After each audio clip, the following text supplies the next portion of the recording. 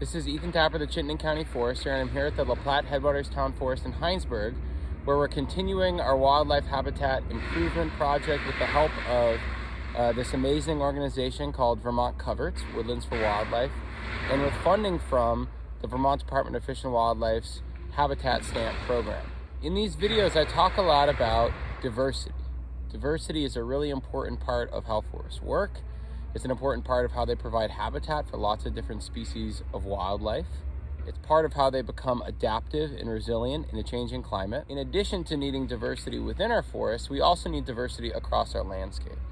So a few hundred years ago, lots of the forests on Vermont's landscape would have been more diverse than the forests that we have today, which are really altered by human land use. But also our landscapes would have been more diverse. So we would have had a mix of forests of different ages, different compositions, different shapes and sizes and expressions, and at different stages of development. We also know that every stage of forest development, from early succession to what we might call an old growth forest or a late successional forest, all of these stages have value. They all provide habitats and functions that are really, really important to our forests.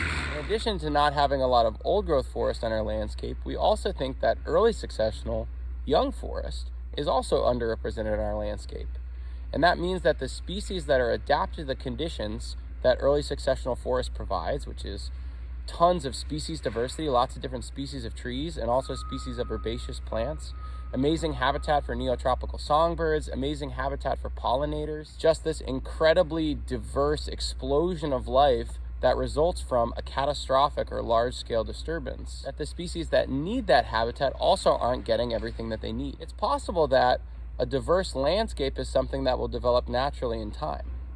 The problem is that we're in the midst of a biodiversity crisis as well as a climate crisis, and that a lot of these species need better habitat now.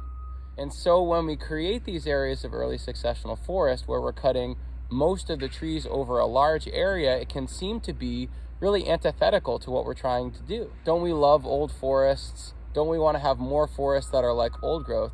And the answer is yes. We also want to create diverse landscapes which provide habitat for all of our native species, including those that utilize early successional forests.